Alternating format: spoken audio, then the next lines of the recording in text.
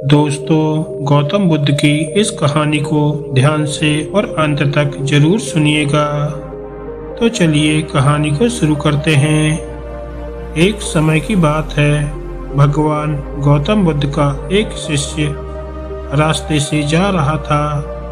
तभी उसने देखा कि रास्ते पर एक भिखारी पड़ा हुआ है।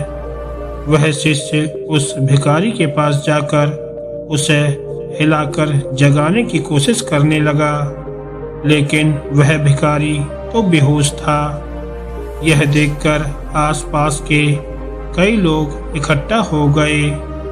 जब उस भिखारी को थोड़ा होश आया तो गौतम बुद्ध के उस शिष्य ने उससे कहा, यहाँ पड़े पड़े जीवन खत्म हो जाएगा, ऐसे ही तुम मर जाओगे। तुम्हारा अंतिम समय है, कम से कम कुछ अच्छी बातें सुन लो, कुछ अच्छे उपदेश प्राप्त कर लो। चलो मेरे साथ, मैं तुम्हें भगवान गौतम बुद्ध के पास ले चलता हूँ। जब तुम उन्हें सुनोगे तो तुम्हारा दर्द दूर हो जाएगा, तुम्हारे सभी दुख दूर हो जाएंगे। वह भिखारी इतना लाचार था कि करवट भी नहीं ले पा रहा था। वह शिष्य उसे उठा भी नहीं पा रहा था। शिष्य ने बोला, तुम यहीं ठहरो, मैं भगवान बुद्ध के पास जाता हूँ और उन्हें सूचना देता हूँ, वे कुछ न कुछ अवश्य करेंगे। तब वह शिष्य बुद्ध के पास पहुँचा और गौतम बुद्ध को उस भिखारी की स्थिति के बारे में बता दिया और ये भी कहा कि मैंने ये प्रयास किया कि मैं उसे आपके पास ले आऊं। अंत समय में वह भी आपके उपदेश सुन ले, लेकिन वह लाचार है, यहाँ आ नहीं सकता। आप ही बताइए अब क्या किया जाए।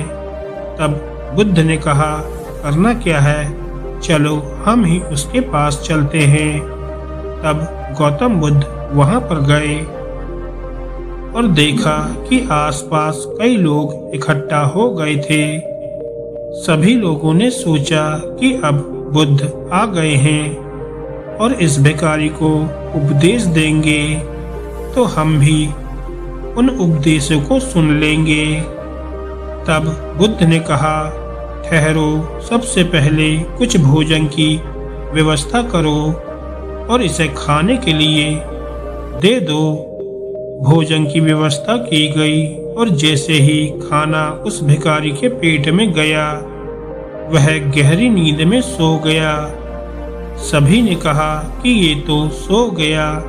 तब बुद्ध ने कहा, हमारा काम हो गया, अब चलो हम यहाँ से चलते हैं।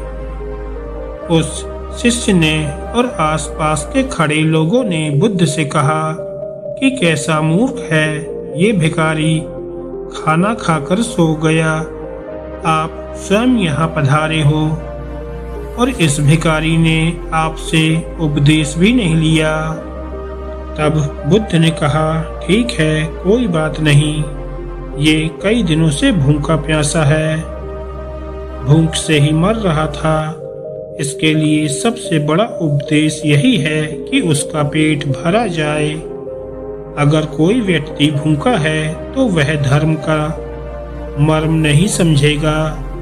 तुम लोग यही भूल कर रहे हो। सबसे पहले व्यक्ति की जो आवश्यकताएं हैं उन्हें पूरा करना चाहिए, उसके बाद ज्ञान की बातें करनी चाहिए। दोस्तों, इस कहानी से हमें ये सीख मिलती है कि हम धर्म के नाम पर कितने ही कर्म कर लें, लेकिन देखें कि हमारे आसपास कोई भूखा न रहे। किसी का पेट भरने के बाद ही हम उसका हृदय भर सकते हैं। दोस्तों, अगर आपको ये छोटी सी कहानी अच्छी लगी हो तो वीडियो को लाइक करें और ऐसी ही ज्ञानवर्धक और मोटिवेशनल कहानियाँ सुनने के लिए हमारे चैनल को सब्सक्राइब करें। धन्यवाद दोस्तों।